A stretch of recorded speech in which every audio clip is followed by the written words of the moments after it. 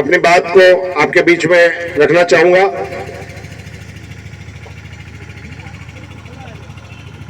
जब मैं यहाँ आया, मैं क्या है कि जहाँ तक मेरे जो साथी जानते हैं कि मैं प्रैक्टिकल ज़्यादा बात करता हूँ।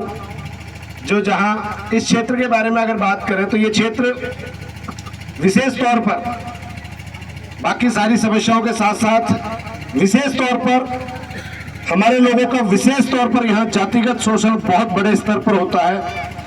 हर आए दिन यहाँ पर मैं कहूँ कि कोई ना कोई इस पूरे क्षेत्र में इस तरह की घटना होती है जहाँ जातिगत उत्पीड़न के तौर पर हमारे लोगों को सताया जाता है, परेशान किया जाता है। जब मैं यहाँ आया, जैसे ही मैं कार्यक्रम स्थल पर घुसा तो मैंने यहाँ पुलिस विभाग की बड़ी वाली बस देखी, तो मुझे लगा कि कितना जागरूक हमारा पुलिस विभाग का महकमा है कि हमारे कार्यक्रम के लिए इतनी बड़ी बस भेजी।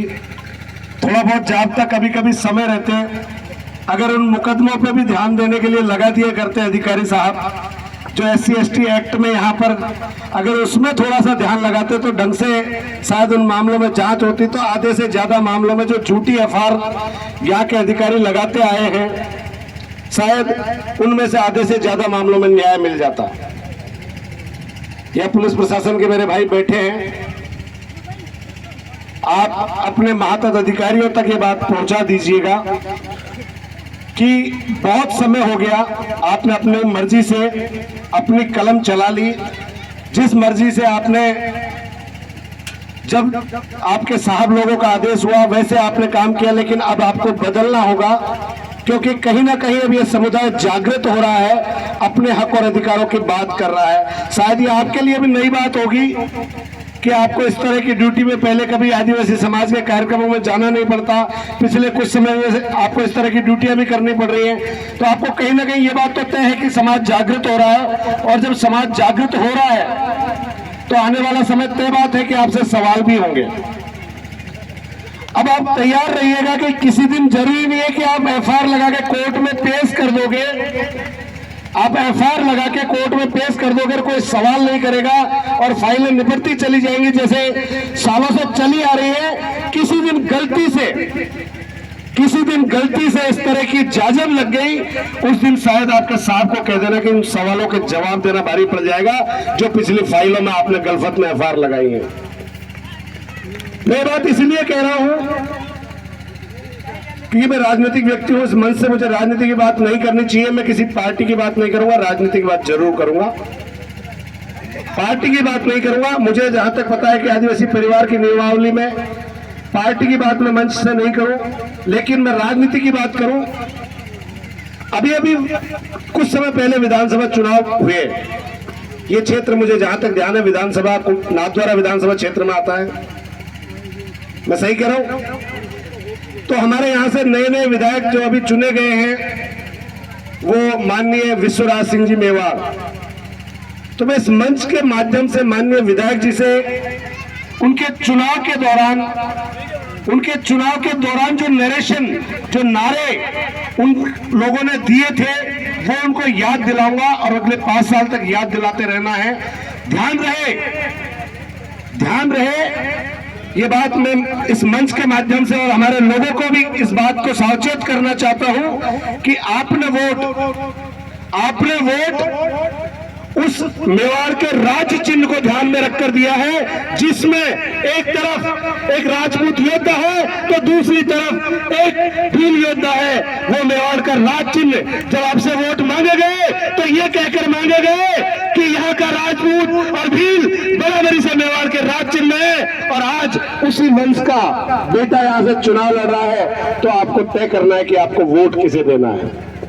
और मेरे आदिवासी समुदाय ने, मुझे खुशी हुई कि जब माननीय विश्वराज सिंह जी मेवाड़ की धर्मपत्नी हमारे आदिवासी समुदाय के घर बैठकर भोजन कर रही थी, अच्छा लगा। उनसे इस पूरे क्षेत्र के राजपूत समाज को विशेष तौर पर सीख लेने की जरूरत है, क्योंकि अभी 2-4 दिन पहले ही मेरे पास एक पीड़ित भाई की FIR आई।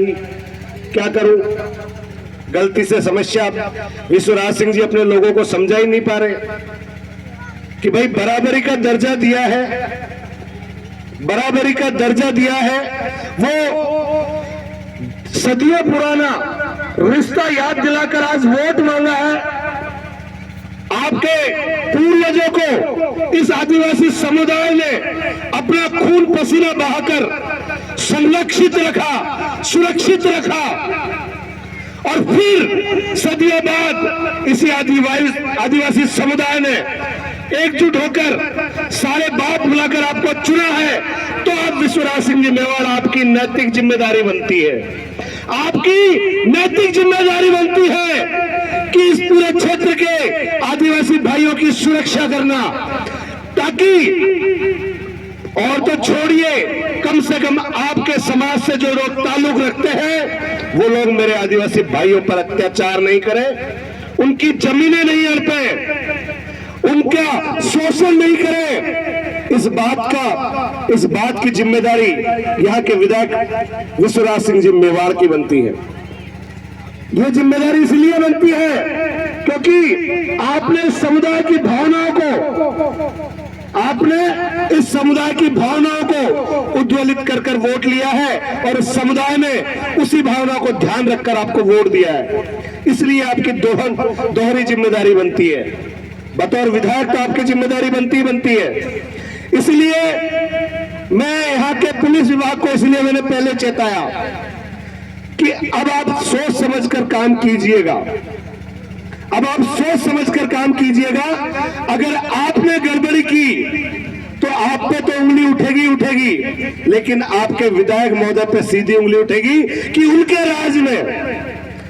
राज में आदिवासी समुदाय के साथ क्या हो रहा है। सदियों पुराना हमारा कर्जा, फिर एक कर्जा हमने दिया है, अब चुकाने की बारी उनकी है।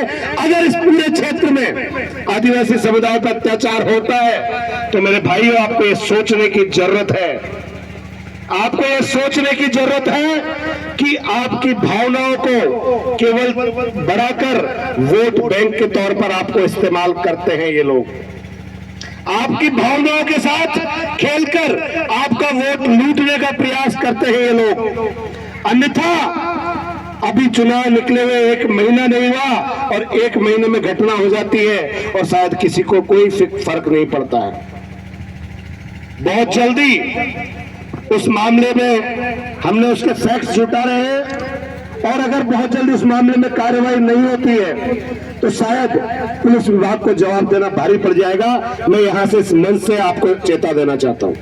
साथ ही क्योंकि मेरे पूर्व वक्ताओं ने, मैं जब से चला तब से करीब आधे रास्ते मेरे भाइयों ने मुझे लाइव अपडेट्स मेरे पास थी, और क्योंकि मेरे पीछे अब मुख्य वक्ता के रूप में हमारे भाई दिनेश जी और पूरी टीम मौजूद है, समय कम लूंगा।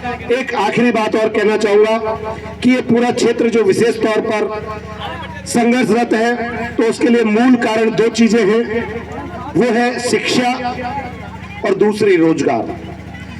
शिक्षा सबसे महत्वपूर्ण चीज है, और शिक्षा पर बोलने में मुझे पता है कि हमारे भाई कालू जी विशेष तौर पर जिस चीज पर बोलते हैं, मैं जब यहाँ से मुझे आवाज आ रही थी रास्ते में तो मैंने कह दिया था कालू जी बोल रहे हैं, क्योंकि शिक्षा की बात इतनी पुरजोर तरीके से और कोई नहीं रख सकता इस क्षेत्र में, एकमात्र व्यक्ति है। इसलिए उनके लिए जोरदार तालियां बजाकर आभार व्यक्त करना चाहिए कि उनकी बातों में सबसे महत्व शिक्षा का होता है।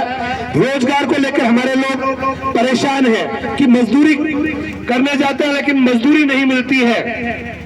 हमारा लोग किसी के काम करते हैं तो मजदूरी नहीं मिलती और कहते हैं तनख्वाह काट लेते हैं, सेठ जी नौकरी से निकाल देते हैं। इसलिए मैं आपको एक बार पुनः सभी को याद दिला देना चाहता हूं कि आदिवासी परिवार के